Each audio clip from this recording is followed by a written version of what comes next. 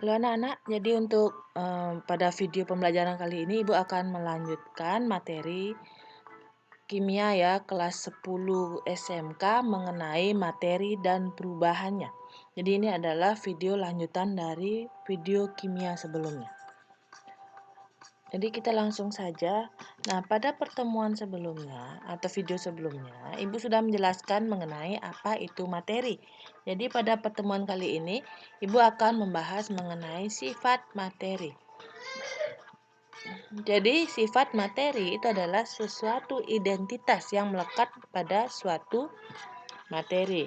Nah, untuk suatu materi dia memiliki dua jenis sifat, yaitu sifat fisika dan sifat kimia.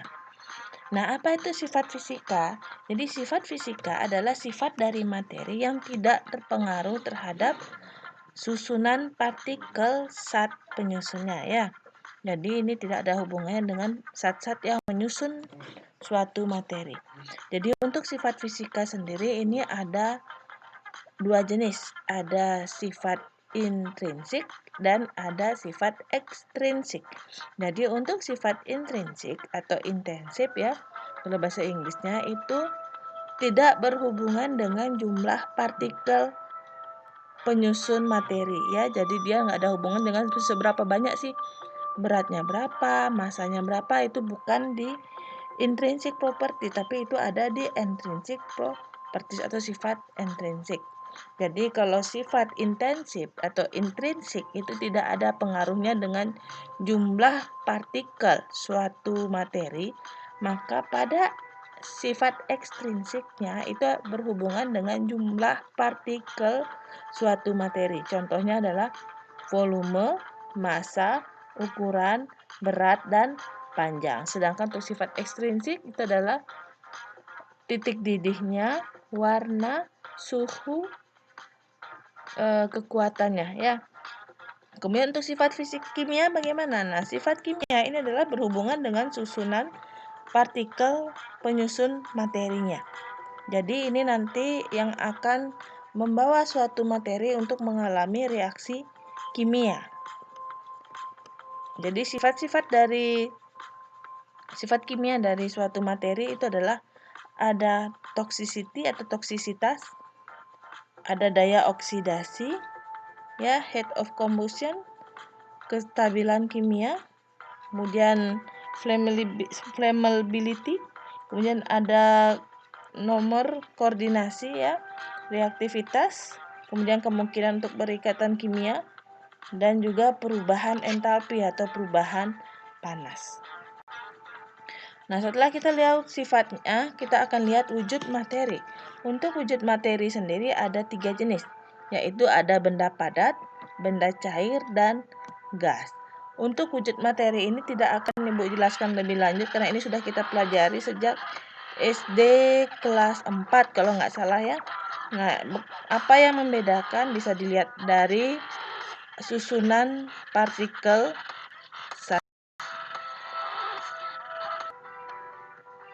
Nah, jadi untuk wujud materi, kenapa dia bisa ada benda padat, cair, dan gas, itu sebenarnya dipengaruhi oleh susunan partikelnya. Jadi bisa dilihat di sini ya.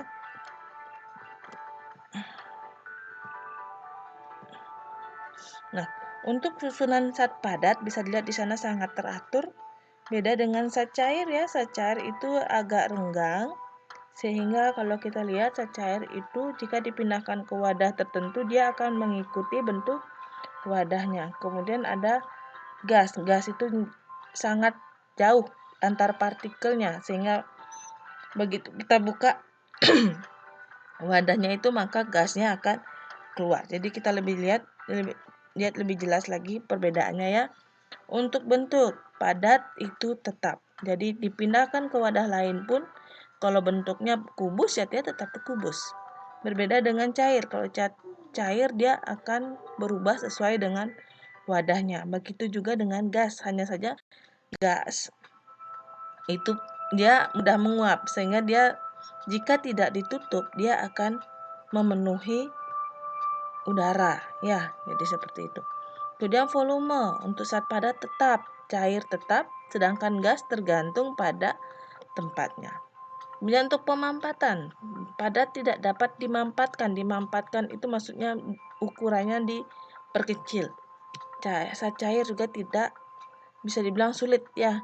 Sedangkan untuk gas mudah dimampatkan. Contohnya, gas LPG itu bentuknya sudah pasti bentuknya gas ya, wujudnya gas. Lalu bagaimana kok bisa dimasukkan ke dalam tabung?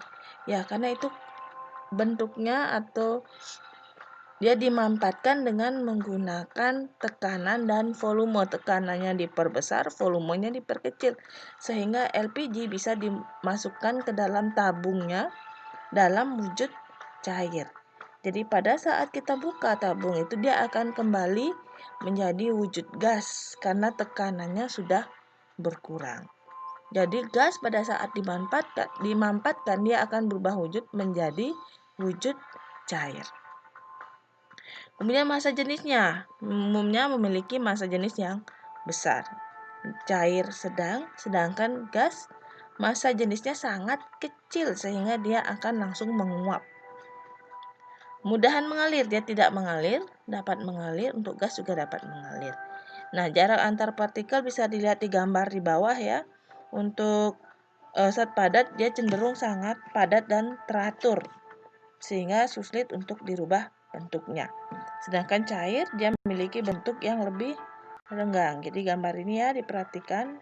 Nah, bentuknya lebih renggang. Jadi antar partikelnya ini mudah bergerak, bergeser. Ini yang menyebabkan zat cair dapat berubah bentuk sesuai dengan wadahnya.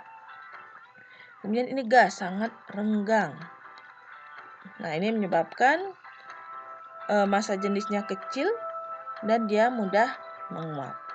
Kemudian karena bentuknya yang letak partikelnya yang sangat padat sehingga untuk zat padat dia tidak dapat bergerak bebas. Sedangkan zat cair dapat bergerak bebas namun terbatas sesuai dengan tempatnya tadi. Sedangkan gas itu bergerak sangat bebas karena jaraknya. Sama halnya kalau kalian dalam ruang kelas, semakin sedikit jumlah orangnya, gerak kalian akan lebih bebas. Nah, itu contohnya untuk zat gas. Nah, kemudian untuk selanjutnya ini adalah perubahan materi. Nah, untuk perubahan materi ini dibagi menjadi dua jenis, perubahan fisika dan perubahan kimia. Apa itu perubahan materi? Perubahan materi itu adalah suatu perubahan yang dialami oleh suatu materi baik berupa wujudnya maupun susunan dari partikel penyusunnya. Nah, perubahan materi yang hanya didasarkan atas perubahan bentuk atau wujudnya kita sebut dengan perubahan fisika. Ini merupakan perubahan termodinamika dari satu fase benda ke keadaan wujud zat yang lain. Sedangkan perubahan kimia itu ada hubungannya dengan perubahan susunan partikel penyusun suatu materi, yaitu ya, jadi sehingga dia dapat menyebabkan terbentuknya zat baru. Sebagai contoh biar lebih mudah ya. Nah, kita lihat contoh pertama. Contoh pertama di sini ada es. Es yang didiamkan di ruangan terbuka ya di suhu kamar, maka lama-lama es ini akan mencair menjadi bentuk airnya. Nah, pada saat es dan sudah mencair menjadi air, ini bisa dikatakan sifatnya akan sama. Yang berubah hanya apa? Hanya wujudnya dari wujud padat menjadi wujud cair. Nah, inilah yang kita sebut dengan perubahan fisika. Lalu bagaimana dengan contoh kedua? Contoh kedua di sana ada kayu yang terbakar. Kayu dibakar, maka dia akan menjadi abu atau arang. Ya, kalau dia belum habis terbakar jadi arang. Kalau sudah sempurna pembakarannya jadi abu. Nah, bagaimana dengan sifatnya? Pada saat menjadi kayu dan kemudian menjadi abu, apakah sama sifatnya? Nah, sifatnya berbeda ya. Sifatnya berbeda dari kayu dan arang. Dengan seperti itu menunjukkan kalau dia terbentuk zat baru. Sehingga pembakaran kayu bisa kita katakan sebagai perubahan kimia. Nah, lalu di sini pembuatan meja dari kayu. Nah, kayu kita ubah potong-potong dibentuk menjadi meja dan bangku. Nah, sifat kayu masih akan dibawa oleh meja dan bangku ini. Dengan kata lain tidak terbentuk zat baru. Ya, sehingga ini bisa kita katakan sebagai perubahan fisika. Kemudian yang terakhir, di sini susu difermentasikan menjadi keju. Nah, pada saat perubahan susu menjadi keju, ya, maka akan terbentuk suatu zat baru, yaitu keju, ya, di mana sifat dari keju dan susu itu akan sangat berbeda. Nah, karena itu maka pembuatan keju bisa kita katakan sebagai perubahan kimia. Dari contoh ini kita bisa simpulkan jika perubahan fisika itu adalah perubahan yang tidak menghasilkan zat yang baru. Kemudian tidak terjadi perubahan susunan zat. Ya, jadi kalau misalnya air yang penyusunnya adalah H2O, maka pada saat menjadi es maupun menjadi air dia masih sama-sama H2O. Beda dengan perubahan kimia. Kalau perubahan kimia dia akan terbentuk zat baru, kemudian sifat awal sebelum reaksi dengan setelah terjadi perubahan atau setelah terjadi reaksi itu akan berbeda. Jadi unsur penyusun materinya pun akan berubah. Pada saat jadi kayu dia masih berselulosa, ya. Sedangkan pada saat menjadi arang dia sudah berbentuk karbon. Jadi lebih lanjut kita akan melihat apa itu perubahan fisika dan apa itu perubahan kimia. Nah, untuk perubahan fisika itu biasanya kita lihat berdasarkan perubahan wujudnya. Nah, kalau ini nggak Ibu jelaskan lebih lanjut, ya. Karena untuk perubahan wujud ini sudah pernah diajarkan dari SD, ya.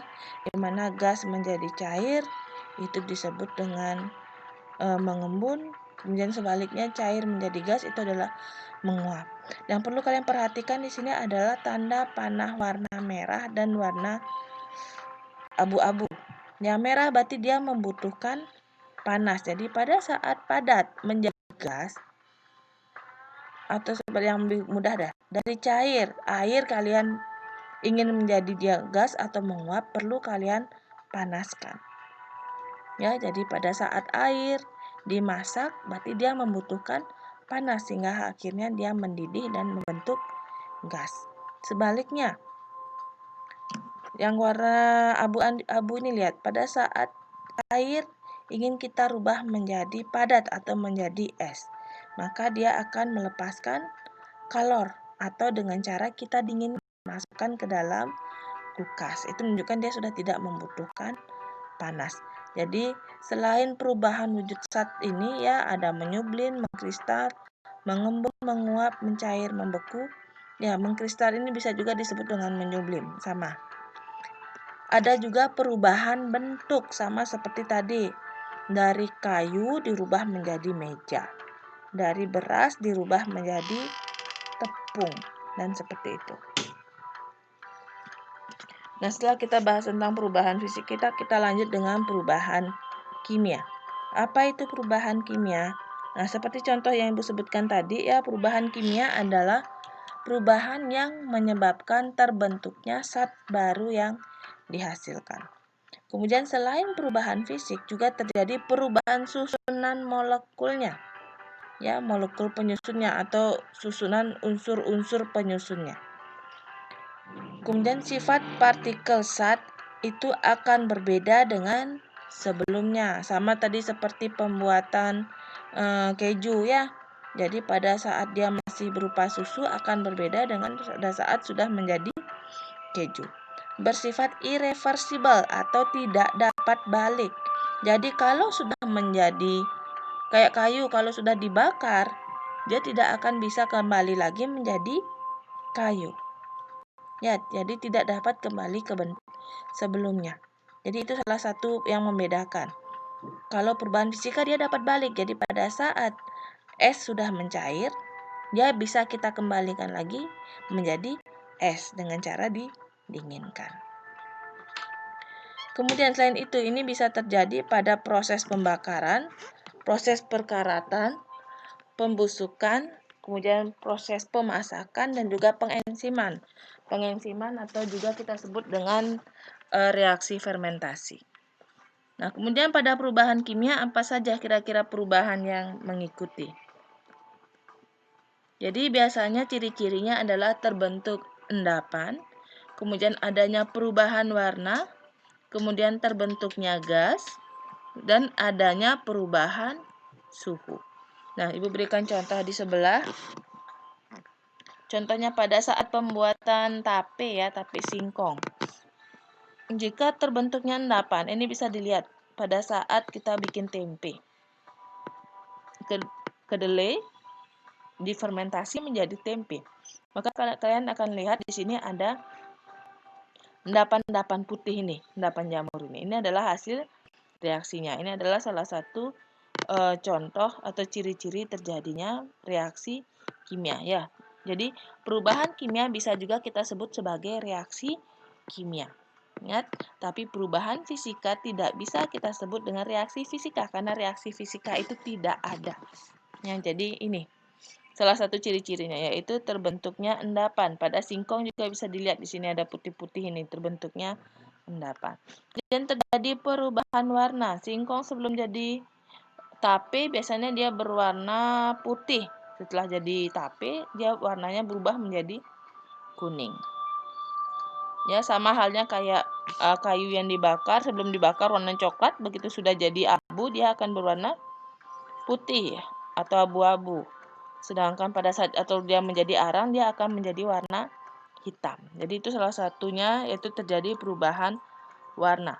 Kemudian terbentuknya gas. Nah, terbentuknya gas ini bisa dilihat dari adanya aroma. Contohnya tadi kayak pembuatan tape, kalian cium akan ada aroma manis dari alkoholnya. Ya. Pada pembusukan juga misalnya nasinya jadi busuk. Kalian bisa dilihat ya, akan ada jamur-jamur warna merah-merah di atasnya dan ada bau tidak sedap. Nah, itu adalah contoh dari ciri-ciri adanya reaksi kimia. Dan terakhir, adanya perubahan suhu. Jadi begitu matang kalian pegang, pasti panas. Dan ini panas yang dihasilkan dari reaksi, bukan karena kalian panaskan. Beda pada saat kalian membuat air panas. Kalian masak air, kemudian airnya menguap, terasa panas. Nah, itu karena ada panas dari luar. Sedangkan untuk pembuatan tape, ini memang panas yang dihasilkan dari reaksi itu. Jadi ini ingat ciri-cirinya ada 4 ya. Terbentuk endapan, terjadi perubahan warna, terbentuknya gas, dan adanya perubahan suhu. Nah, lalu ini Ibu berikan satu contoh lagi. Lalu perubahan apakah yang terjadi pada peristiwa lilin yang menyala? Jadi kalau kalian perhatikan baik-baik, pada lilin yang menyala ini akan ada 2 peristiwa perubahan. Yang pertama kita fokus pada sumbu lilinnya, ya. Nah, kita fokus pada pembakaran sumbu lilin. Yang berikutnya adalah pada batang lilin yang meleleh. Jadi ada 2 perubahan di sini. Nah, jika kalian perhatikan pada pembakaran suhu lilin, ya. Kita ulang lagi ya.